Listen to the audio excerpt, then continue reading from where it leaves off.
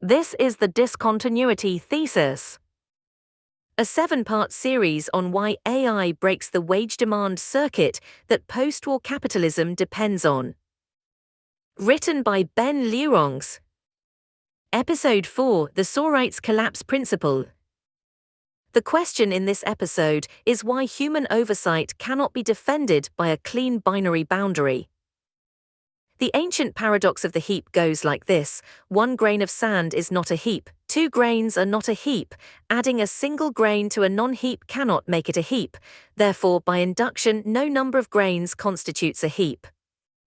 The paradox is not that heaps do not exist, they obviously do. The paradox is that no specific grain count separates heap from non-heap, which means the boundary is undefined, which means any line we draw is arbitrary. This paradox has a serious economic application. Inside any single use of AI, there is a continuous gradient from minimal assistance to near total replacement. Spell check is assistance, autocomplete is more assistance, draft generation is much more assistance, multi-step composition with light human review is more still, autonomous composition with rubber stamp approval is replacement in all but name. The gradient is unbroken. There is no specific point at which assistance becomes replacement.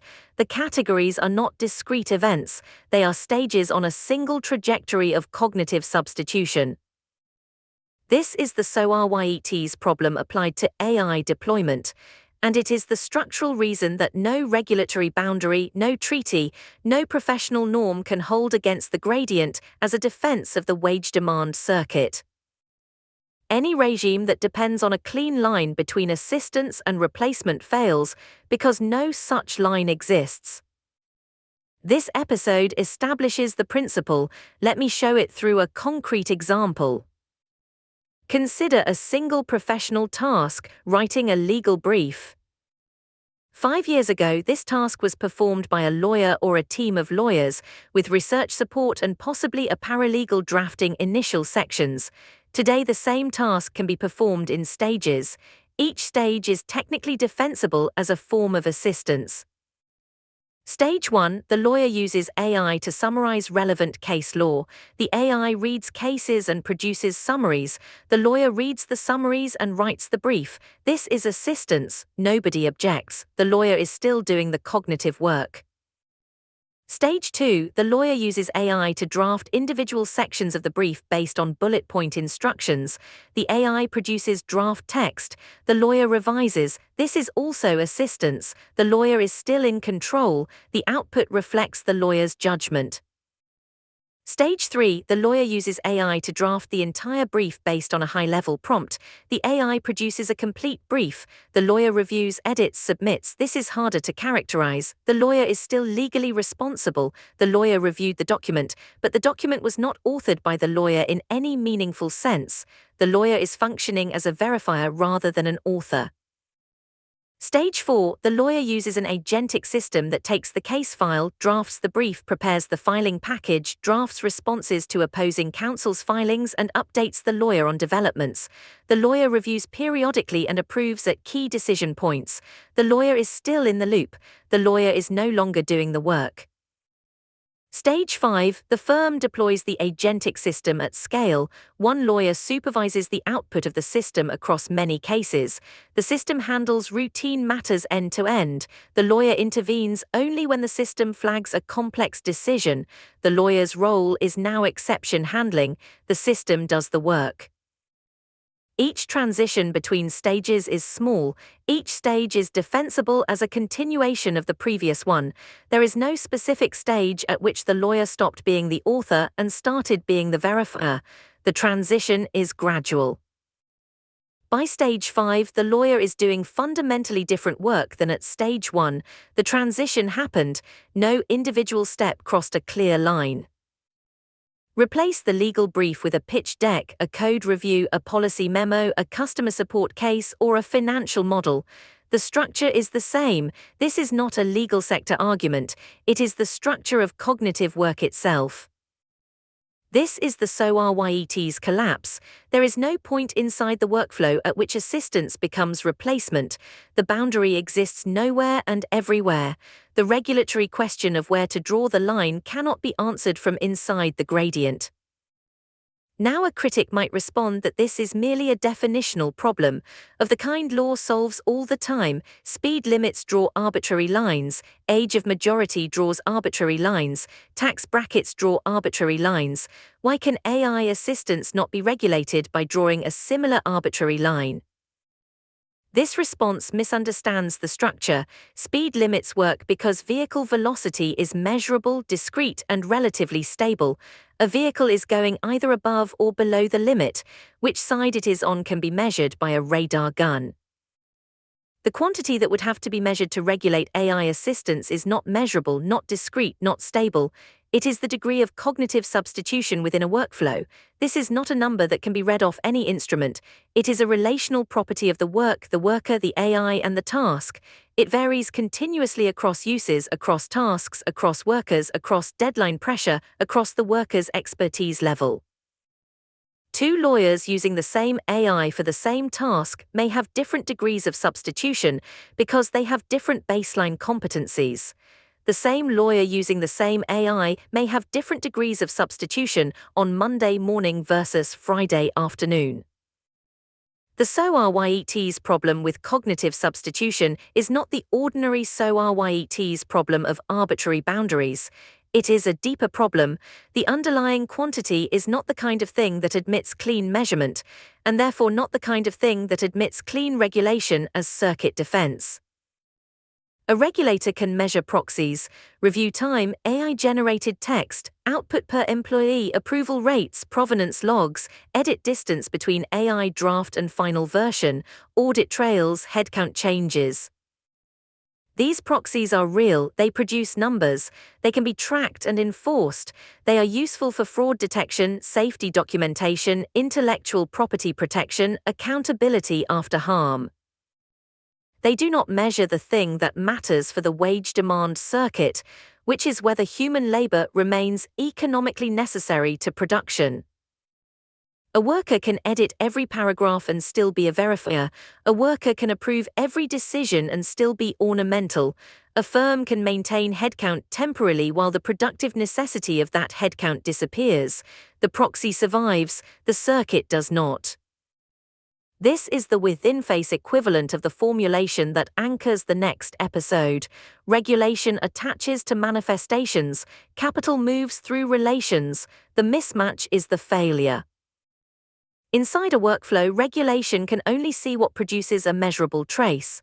The substitution of human labor by AI produces measurable traces that do not track the substitution itself, they track the appearance of human involvement, which is exactly what the deployed workflow is engineered to preserve. The trace becomes the compliance product, the economic reality moves underneath it. What does this mean for regulation as circuit defense? Regulatory regimes that prohibit AI replacement of human workers cannot define what they are prohibiting.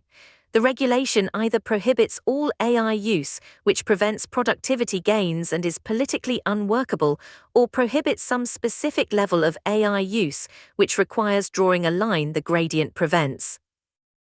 Any line drawn becomes the new ceiling for permissible AI use. Workflows redesigned to sit just below it, the line drifts upward as workflows adapt. The regulation either follows the drift, becoming reactive and increasingly permissive, or holds the original line, becoming impossible to enforce as workflows evolve past it. Regulatory regimes that require human oversight of AI decisions face the same problem. Human oversight is not a binary, it is a bandwidth allocation. A human can review 1 output per day, 10 per hour, 10,000 per shift. All three satisfy the phrase human oversight unless the regulation specifies intensity. Once intensity is specified, the regulated object moves to sampling, escalation, exception handling, peer review, audit trails, managerial approval. The human remains formally present while the labor content of the role approaches zero. There is one apparent escape worth addressing: outcome-based regulation. A regime that mandates a specific ratio of labor costs to revenue does not need to distinguish assistance from replacement. It regulates the value flow directly. This is a real category of intervention. It is not defeated by the Sorites problem, but it is no longer category-based regulation. It is structural intervention on the value flow, and it raises the question of what such intervention preserves. The Successor system episode addresses this directly.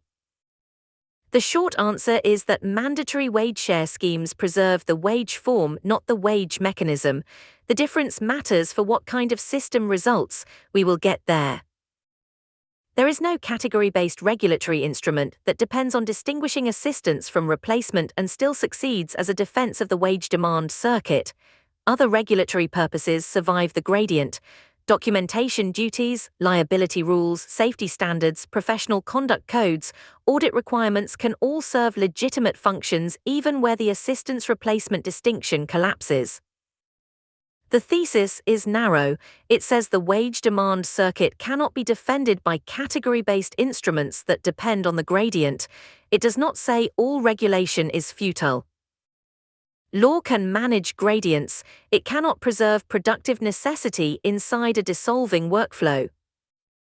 Now, what about professional norms? The argument is sometimes made that professions can do what regulation cannot. Lawyers have professional ethics, doctors have professional standards, accountants have professional codes.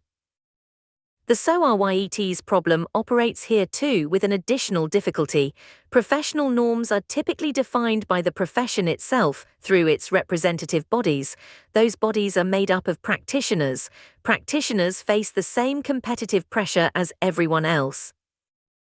The lawyer who limits AI use to maintain a high standard of personal authorship competes against the lawyer who uses AI extensively and produces equivalent work at lower cost. The high-standard lawyer either lowers their standard, raises fees beyond what clients will pay, or loses clients to the other lawyer. The professional body, made up of practitioners under this pressure, drifts toward norms that accommodate AI use rather than restrict it. This is the multiplayer prisoner's dilemma operating one level inside the profession. Norms shift to match the deployment, rather than the deployment being constrained by the norms. At circuit scale, professions adapt to the technology more than they constrain it. Real professional rules can delay or shape adoption in specific high-stakes contexts. They cannot hold the assistance replacement boundary as a defense of mass labor absorption. This episode covers the within-face Sorites problem, the gradient inside any single use of AI. The next episode covers the across-face problem, the migration of AI deployment between legal categories. The two problems compound. Within-face Sorites makes any single category individually ungovernable as circuit defense.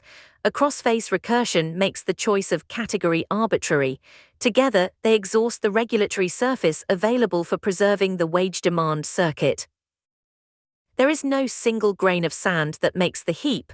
There is also no single decision that converts a wage worker into a verifier into a redundancy.